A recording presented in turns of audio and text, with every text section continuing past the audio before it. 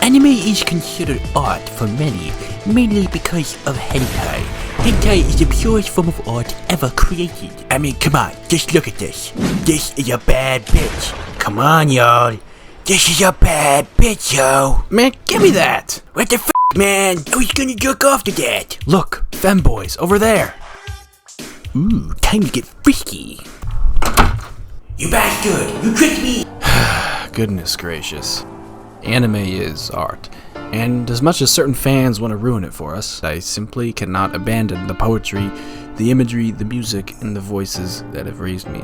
Because I, not unlike many others, grew up in a time where liking anime wasn't exactly cool. I've had my fair share of hateful comments, rude gestures, and I've even been called a freak. I've sat alone at lunch many a time. Some days I wouldn't even say a word to anyone. And after long days of loneliness, a young Huggy would amuse himself with the very thing that kept his dreams big. Was it hentai? No, it wasn't f***ing hentai. You see, for some people, anime is little more than just a TV show. For some people, sports are little more than just a game. For some people, music is more than just a hobby. All of these, for many people all around the globe, are lifestyles. We could become so immersed with an idea that we would incorporate every detail of it into our very lives. What I'm describing to y'all is something called obsession. And at the ripe age of 15, I became obsessed with something that I'm still pursuing. The journey of watching a shitload of anime. Yes, indeed a not so awe-inspiring journey. Judging by the title alone, it seems I've subjected myself to the life of a loser. But I did it because I was obsessed. I applied these newfound ideas to myself, and now looking back on it, and all of the shows that I had watched, I found that what I was watching was very beautiful. One might even call it art.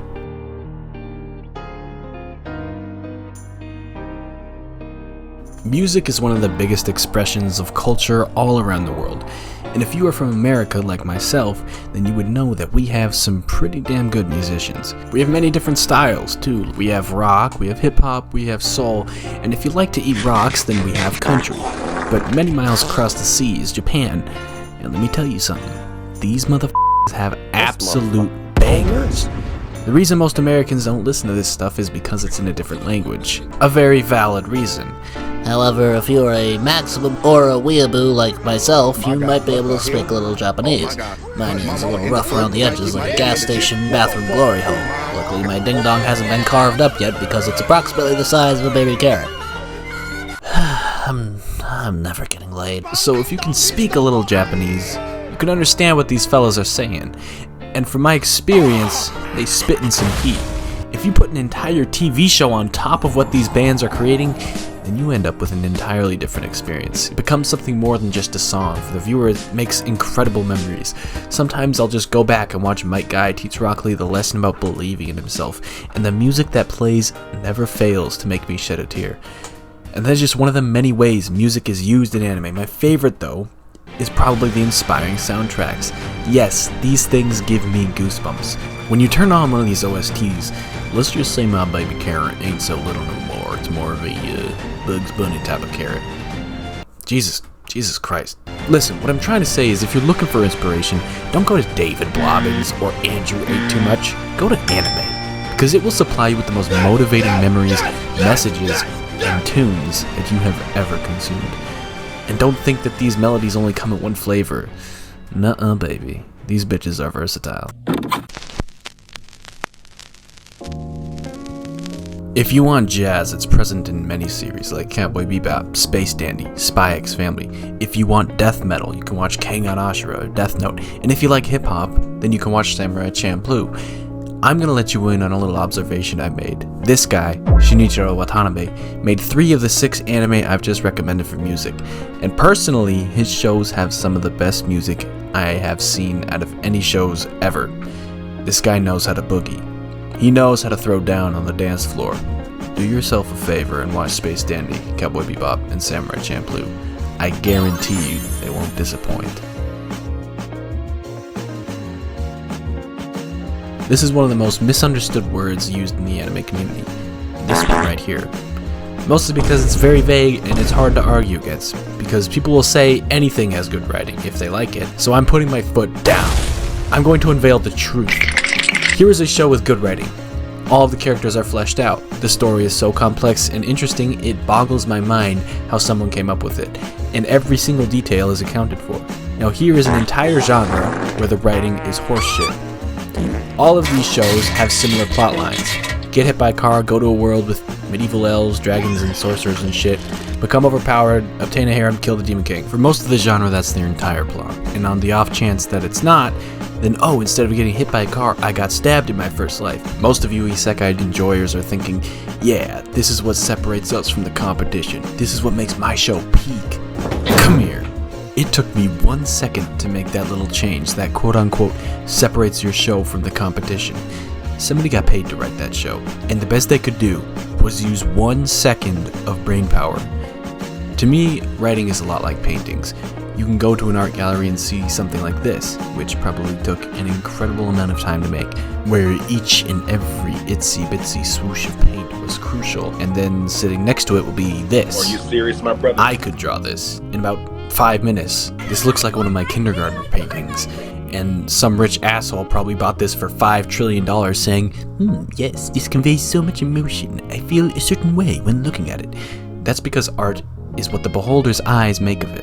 However, while people can be easily fooled with the eyes, it's much harder to fool somebody with the mind. And writing is an art form of the mind. It makes us second guess ourselves and think about these situations.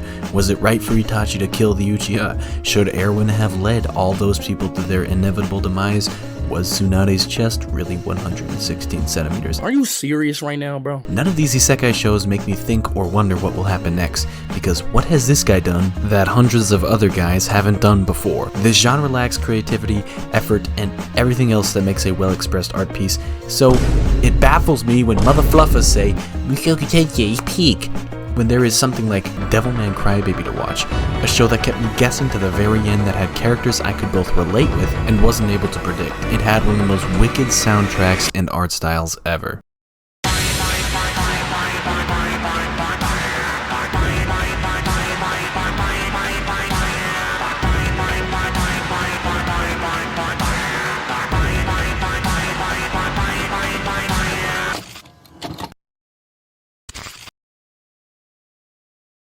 Animation and drawing is, by definition, art. It is an expression of human creativity, typically consumed visually for reasons such as emotional power or beauty.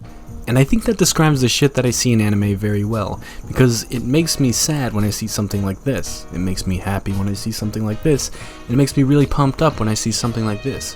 But the old school method of animation is in pen and ink, black and white, a much more dumbed down version of the crispy ass animation we know and love.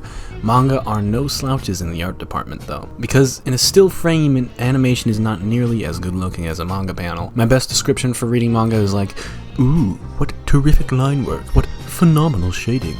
Watching anime is like, ah, holy shit!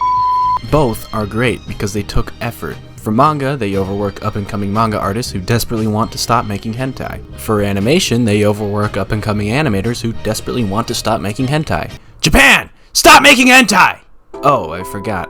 It's because of you guys that keep the demand for hentai so large. Like I said before, it's f***ing art. Sure, it's really gross though. You just don't understand. Understand what? That there is nothing in this world more spectacular than the feet of a lion.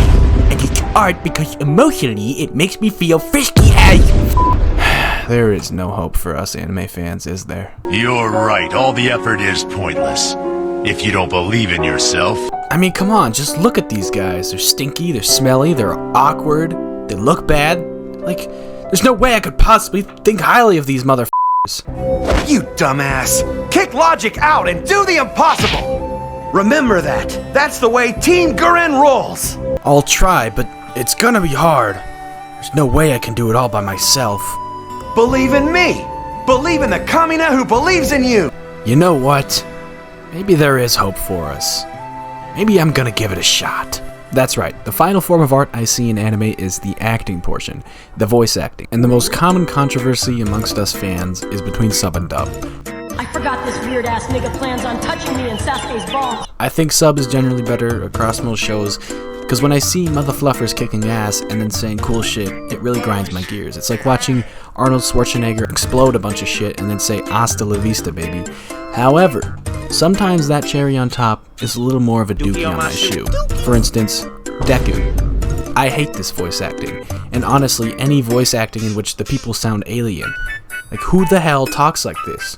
Kachan, wanna crush my balls with your explosion cannon? Nobody talks like this. So it's hard for a young thug like myself to really get into watching some of these dubs, you know what I'm saying? With the cherry on top of the banana split I've just concocted, I think you guys are beginning to understand what I'm saying when I say anime is art. It's quite literally overflowing with this stuff.